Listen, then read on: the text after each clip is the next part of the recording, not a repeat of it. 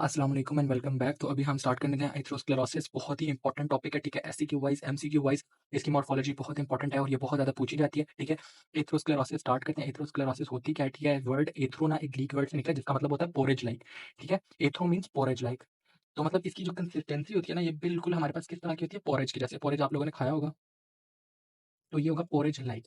तो athero mean porridge like, sclerosis mean hardening हो जाएगी, अकोमोलेशन हो जाएगी। तो आपको पता होना चाहिए इसकी डेफिनेशन क्या है। आपको पता होना चाहिए कि ये होता है इंटिमा में, ठीक है। इंटिमा में हमारे पास बनेगा एक ब्लॉक, ठीक है। और वो ब्लॉक किस चीज़ की वजह से बनेगा, वो ब्लॉक बनेगा हमारे पास क्रोनिक इन्फ्लेमेशन की वजह से, ठीक है। बहुत अरसे से इन्फ्लेमेशन रह रही है इंटिमा में, ठीक है। जो इनर मोस्ट लेयर है वेसल की, उसमें हमारे पास इन्फ्लेमेशन होगी, तो एक क्या बनेगा, ब्लॉक बनेगा, ठीक है। इंटिमल ब्लॉक उसे बोलेंगे। इसकी वजह से क्या होगा, अल्टीमेटली जो हमारे पास वेसल थी उसकी क्या हो जाएगी, thickening,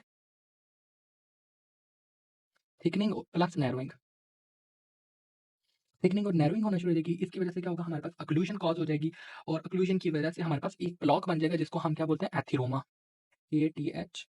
ATHREROMA. Athyroma. Athyroma is a block that is formed within the intima of the vessel due to the chronic inflammation that results in thickening and narrowing of the vessel.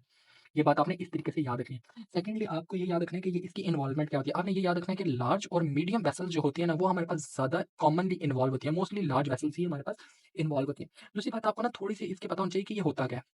देखिए, सबसे जो ऊपर होगी ना हमारे पास, वो एक नेक्रोटिक लिपिड कोर होगा। वो यूजुअली आपको पता है एथिरोमा हमारे पास किस वजह से होता है, जब हमारे पास एलडीएल ऑक्सीडाइज़ हो जाता है। ये जो मैं आपको इसके आगे पैथोजेनेसिस समझाऊँगा वो आपको पता होनी चाहिए, बट आपने एक सिंपल सा याद रखना है कि होता क्या है। ऊपर जो होगा ना, फॉर एग्जांपल ये हमारे पास इंटिमा की लेयर थी, एक्स सर्कल में मैं इंटिमा की लेयर थी। सबसे ऊपर हमारे पास एक होगा फिब्रोमस्कुलर कैप होगी। ये देखिए, ये यहाँ पे ऊपर फिब्रोसिस हुई। इसके बाद क्या है, यहाँ पे मसल की एक लेयर आएगी। ये मसल की एक लेयर आ गई, फिब्रोमस्कुलर, ये क्या होगी, कैप होगी। इसका जो सेंटर होगा ना, वो हमारे पास क्या होगा, नेक्रोटिक लिपिड कोर होगा। यहाँ पे सारे जितने भी एक्स्ट्रा हमारे पास लिपिड्स थे, ठीक है। लिपिड्स थे हमारे पास, ठीक है। प्लाज्मा से जितने भी लिपिड्स आ रहे थे एक्स्ट्रा, हमारे पास जितने भी लिपिड्स थे, एक्सोजीनस, एंडोजीनस, सारे लिपिड्स अंदर आ जाएँगे और हमारे पास एक अंदर सेंट्रल कोर बना देगा जहाँ पे नेक्रोसिस भी हो रही होगी। तो आपने ये याद है कि नेक्रोटिक लिपिड कोर सेंटर में होगी, ऊपर हमारे पास फिब्रोमस्कुलर कैप होगी, नीचे क्या होगा, हमारे पास जो नॉर्मल लेयर्स थी वो डिस्टर्ब हो गई हैं। और इसके ये जो शोल्डर्स है ना, शोल्डर्स में हमें क्या नज़र आ रहा होगा, एक तो इन्फ्लेमेशन नज़र आ रही होगी कंटिन्यूअसली। इन्फ्लेमेशन के साथ-साथ हमें क्या नज़र आ रहा होगा, इन्फ्लेमेशन के साथ यहाँ पे नियोवैस्कुलराइजेशन हो रही होगी, क्योंकि वेसल्स यहाँ से जो हो रही होंगी ना, वो बन रही होंगी और साथ-साथ क्या होगा, वहाँ से क्रोनिक इन्फिल्ट्रेट जो है ना, वो सेंटर में भेजना शुरू हो जाएंगे और वहाँ पे मैक्रोफेजेस, लिम्फोसाइट्स हुए। क्रोनिक इन्फ्लेमेशन है तो न्यूट्रोफिल्स भी कम होंगे, क्योंकि साथ-साथ हीलिंग भी हो रही है, फिब्रोसिस की वजह से न्यूट्रोफिल्स भी होंगी, लिम्फोसाइट भी होंगे, बहुत सब कुछ होगा।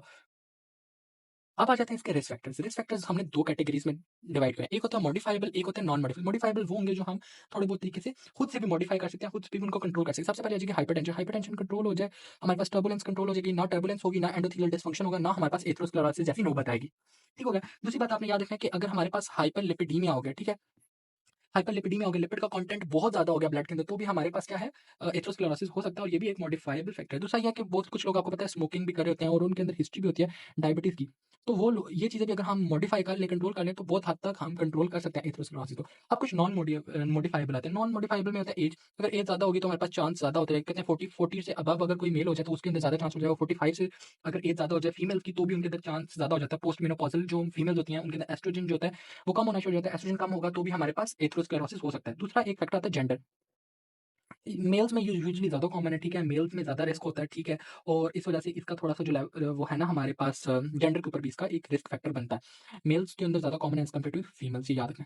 दूसरी बात आपने जो याद रखनी है वो ये याद रखें कि इसका कुछ रोल है जेनेटिक्स के साथ भी। ठीक है, ये कुछ लोगों में जेनेटिकली फैमिली के साथ भी रन कर रहा होता है, ठीक है। और ये एक प्रेडिक्टिव रिस्क होता है हमारे पास, तो आपने ये बात याद रखनी है।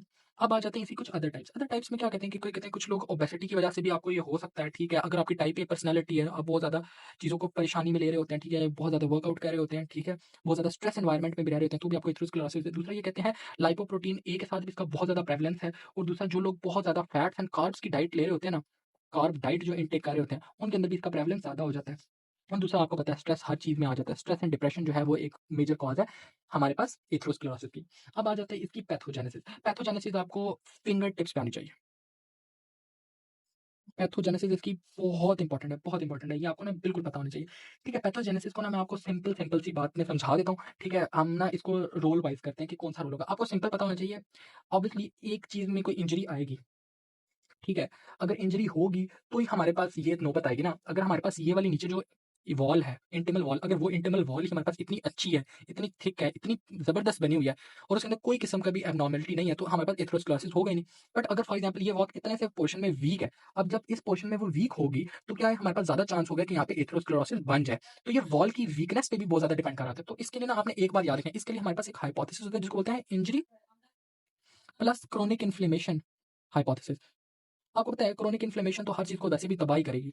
तो इंजरी भी ना अगर एंडोथेलियल इंजरी होना शुरू होगी ना, तो हमारे पास ये एक हाइपोथेसिस है जिसको बोलते हैं injury and chronic inflammation hypothesis, वही इसकी एक्चुअली पैथोजेनेसिस है। अच्छा, अब हम रोल वाइज कर लेते हैं कि रोल क्या है। मैंने आपको जैसा प्रीवियस वीडियो में रोल बताया था, role of endothelial cells. Endothelial cells का ना मैंने आपको पिछली वीडियो में एक रोल बताया था। अब देखना आपने क्या होना है, जब एंडोथेलियल सेल्स जो इंटिमा को लाइन कर रहे होते हैं, ये ऐसे बिल्कुल क्लोजली पैक होते हैं, वैसे इधर नजर नहीं आने चाहिए ऐसे। जब उनके अंदर डिसरप्शन होगी तो वो खुले खुले होना शुरू हो जाएंगे। जब वो खुले होंगे ना, तो हमारे पास क्या होगा, एक तो परमेबिलिटी ज्यादा हो जाएगी, आपने याद रखना है, परमेबिलिटी ज्यादा होगी। जब परमेबिलिटी ज्यादा होगी ना, हमारे पास क्या होगी, एडहीजन ज्यादा होना शुरू हो जाएगी। किसकी, इन्फ्लेमेटरी मार्कर्स की, इन्फ्लेमेशन को जो प्रमोट कर रहे होते हैं। तो आपने याद रखना है एडहीजन होना शुरू हो जाएगी, एडहीजन ऑफ ल्यूकोसाइट्स। ल्यूकोसाइट्स की इन्फ्लेमेशन होनी चाहिए। ल्यूकोसाइट्स की इन्फ्लेमेशन क्यों है, क्योंकि यह क्रोनिक इन्फ्लेमेशन है। दूसरी बात आपने ये याद रखनी है कि इसमें हमारे पास ना क्या होगा, increase expression of adhesion molecules. अब जो मॉलिक्यूल्स है ना, एडहीजन मॉलिक्यूल्स, उनकी एक्सप्रेशन भी ज्यादा होगी। एक तो वो एडहियर हो रहे हैं ऑलरेडी, बट अब वो एक्सप्रेस भी ज्यादा होना शुरू हो गए। सेकंडली होगा कि ग्रोथ फैक्टर भी ना साथ साथ रिलीज होना शुरू हो जाएगा, क्योंकि उन्होंने हीलिंग भी तो साथ साथ स्टार्ट करनी है। तो ये सारे जो एंडोथेलियल फंक्शन थे जो हमने पिछली वीडियो में पढ़े थे, वो सारे के सारे हमारे पास डिस्टर्ब हो जाएंगे, जिसकी वजह से क्या होगा, इंजरी होगी। इंजरी की वजह से ये सब होगा और उसकी वजह से एथेरोस्क्लेरोसिस होगा। अब आपको पता है एथिरोमा तो लिपिड के साथ बनता है, तो हमें लिपिड का भी रोल पता होना चाहिए कि लिपिड का क्या रोल है। सबसे पहले आपने ये याद रखना है कि जो हमारे पास मोनोसाइट्स होते हैं वो मैक्रोफेजेस में कन्वर्ट होते हैं। अब जो मैक्रोफेजेस है ना, वो हमारे पास इंजेस्ट करेंगे लिपिड को, और लिपिड को मोनोसाइट्स और मैक्रोफेजेस जो है ना, वो इंजेस्ट करके क्या बना देंगे, फोम सेल्स। ठीक है, फोम सेल्स, और फोम सेल्स वहां पे जुड़े रहते हैं। फोम्स अगर मैक्रोफेज ऐसा ये हमारे पास फॉर एग्जाम्पल मोनोसाइट था, मोनोसाइट बना हमारे पास बड़ा सा एक मैक्रोफेज। तो जो फोम सेल होगा ना, वो ऐसे बड़ा सा होगा और उसके अंदर क्या होगा, लिपिड ही लिपिड होगा। इसको अक्सर क्या बोलते हैं, लिपिड लैडेन मैक्रोफेज। इसके अंदर लिपिड लिपिड होगा और ये ब्रस्ट हो गया तो हर जगह पे लिपिड फैल जाएगा। तो मोनोसाइट और मैक्रोफेजेस से वो हमारे पास लिपिड एनगल्फ करके क्या बना दिया उन्होंने, फोम सेल। दूसरा ये होगा कि ना तो ये सिर्फ फोम सेल्स बनाएगा, बट क्या करेगा, हमारे पास बाकी मोनोसाइट्स को कहेगा कि भाई इस जगह पे आओ, यहाँ पे हमें तुम्हारी जरूरत है। तो ये क्या करेगा, हमारे पास कीमोटैक्टिक काम करेगा, कीमोटैक्टिक फॉर मोनोसाइट्स एंड मैक्रोफेजेस। यानी कि एक तो जो थे वहां पे मोनोसाइट्स, उनको फोम सेल बना दिया, बट जो वहां पे बाकी नहीं थे उनको भी बुलाना शुरू कर दिया कि भाई मुझे तुम्हारी जरूरत है, तुम भी आओ ताकि मैं तुम्हें भी खाऊं और तुम्हें भी फोम सेल बना दूं। तो ये बात आपने याद रखनी है इसमें। दूसरा ये क्या करेगा कि हमारे पास ना जो अच्छे मैक्रोफेजेस है ना, उनकी इनहिबिशन को रोक देगा, उनको आने से रोक देगा, क्योंकि पता है वो आगे वो तो मुझे खा जाएंगे। ठीक है, तो ये सिर्फ मोनोसाइट्स को बुलाता है, मैक्रोफेजेस को नहीं बुलाता, क्योंकि मैक्रोफेजेस वहां पे इनगल्फ करने का काम करते हैं। दूसरा ये कहेगा, ये भी हमारे पास ग्रोथ फैक्टर्स प्लस कुछ साइटोकाइंस भी रिलीज करेगा। साइटोकाइंस की वजह से ये होगा कि वहां पे इन्फ्लेमेशन ज्यादा से ज्यादा होना शुरू हो जाएगी। ठीक है, दूसरी बात आपने ये याद रखी है, मैक्रोफेजेस का रोल भी ना यही है सिर्फ। रोल ऑफ अगर मैक्रोफेजेस भी हम देखा जाए ना, तो रोल ऑफ मैक्रोफेजेस, तो मैक्रोफेजेस भी हमारे पास क्या करते हैं, वो भी हमारे पास ग्रोथ फैक्टर और क्या रिलीज करते हैं, साइटोकाइंस, और वो इन्फ्लेमेशन को ही काम करते हैं। एक्चुअली वो एक प्रोटेक्टिव काम है कि मैक्रोफेजेस ज्यादा से ज्यादा साइटोकाइन रिलीज करते हैं ताकि मैक्रोफेजेस ज्यादा से ज्यादा और वहां पे इनगल्फ है। बट एक्चुअली ना लिपिड जो है ना, वो ये काम इनहिबिट कर देता है। वो कहते हैं कि भाई मैक्रोफेजेस ना आए, बाकी मोनोसाइट्स आ जाएं, मोनोसाइट्स को मैं खा के उनके अंदर लिपिड भर भर के उन्हें फोम सेल्स बना दूंगा। मैक्रोफेजेस आए तो काम खराब हो जाएगा। ठीक है, और मैक्रोफेजेस आपको पता है वैसे भी इन्फ्लेमेशन वगैरह में काम करते हैं। दूसरा एक जो सबसे इंपॉर्टेंट है वो आपको याद होना चाहिए कि रोल ऑफ स्मूथ मसल क्या है। स्मूथ मसल यूजुअली अपनी ना तीसरी दूसरी लेयर में होता है। पहले में तो इंटिमा आ गया, उसके बाद हमारे पास मीडिया, मीडिया में ये स्मूथ मसल पड़ा है। स्मूथ मसल क्या करेगा, यहाँ से ऊपर आके इंटिमा में आना शुरू हो जाएगा। इंटिमा में नहीं आना चाहिए इसे। जब ये इंटिमा में आएगा तो ये देखें जो इस कैप बना रही थी वो स्मूथ मसल ही बनाई थी। तो स्मूथ मसल हमारे पास क्या करेगा, अपनी सेकंड लेयर से निकल के क्या करेगा, इंटिमा में आना शुरू होगा। जब वो इंटिमा में आएगा तो वहां पे क्या बनाएगा, फिब्रोमस्कुलर कैप। तो फिब्रोमस्कुलर कैप बना के, तो ये तो मेरे ख्याल से सबसे ज्यादा इंपॉर्टेंट काम ही ये कर रहा है। ये तो हमारे पास एचिरोमा की मतलब कैप ही तो बना ही है लेयर। तो सेकंड लेयर से निकलने आ जाए। अब तो चलो आ गया, सेकंड लेयर से आ गया, फॉर एग्जांपल इंटिमा में आ गया, चलो ये बेहतर हो गया, एथिरोमा बनना था बन गया। उसके बाद ये और क्या काम करता है, ये कहता है जी भाई मैं आ तो गया हूँ, अब मैं प्रोलिफरेशन भी साथ स्टार्ट कर देता हूँ। ठीक है, मैं हमारे फैटी स्ट्रीक्स बनाना स्टार्ट कर देता हूँ, मैं अपने आप को डिवाइड करना स्टार्ट कर देता हूँ। अपने आप को डिवाइड करेगा, फैटी स्ट्रीक्स बनाएगा, फैटी स्ट्रीक्स बना के क्या करेगा, एथिरोमा को पक्का कर देगा। और क्या बना देगा, फिब्रो फैटी एथिरोमा, फिब्रो फैटी एथिरोमा।